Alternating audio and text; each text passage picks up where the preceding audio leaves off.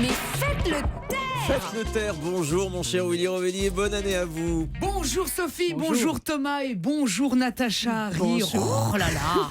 Quand on m'a dit que vous étiez la très jolie présidente de la SPA, j'ai pensé au début que vous veniez pour Sophie, Thomas et moi, parce que ce matin, ce 1er janvier, alors on est vraiment abandonnés de tous. Hein, pas un patron, pas un chef, pas un sous-chef à la con qui traîne, rien. J'ai l'impression de pointer piteusement la société protectrice des animateurs. C'est vrai, ça fait 2 heures que je traîne dans la rédaction en gueulant. Rien, tout le monde s'en fout, pas une caresse, une petite tape sur la croupe, que dalle.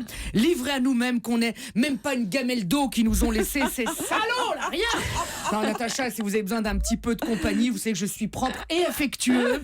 Demandez à Thomas, à chaque fois que je le vois, je lui fais la fête. Alors, vous voyez, donc n'hésitez pas à me recueillir si vous le voulez. Avec plaisir. C'est très joli.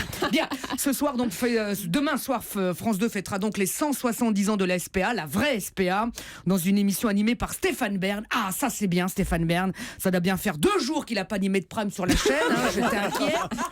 Lui, ils ont bien fait de l'adopter. Hein. Qu'est-ce qu'il est docile, dis donc. En même temps, le gars, il est tellement brillant. Il paraît qu'à l'école, on le surnommait l'encyclopédie, c'est vrai. Hein. Jean-Luc Lahaye, lui, prémonition, il paraît qu'on le surnommait le petit Robert.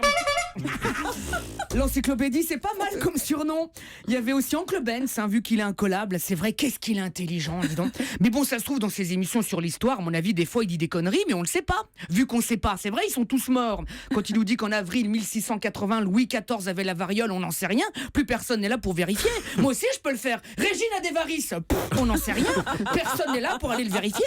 Et puis, qu'est-ce qu'il est gentil, Stéphane Bern. Compte, toutes les années, il va passer ses vacances en Grèce. C'est tellement généreux. Je sais pas. Ce mec, il vient d'ailleurs. On a l'impression qu'il est pas comme nous. Hein. En fait, il est meilleur Mykonos. Moitié homme, moitié conos.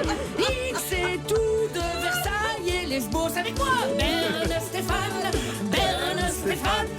défenseur de la reine mère. Allez, personne n'écoute, on s'en fout. Et ce soir, il soulagera les malheureux. Et tout carillon dans la gueule. Les chiens, les chats, même les plus moches, les plus galeux. Allez, Bern Stéphane,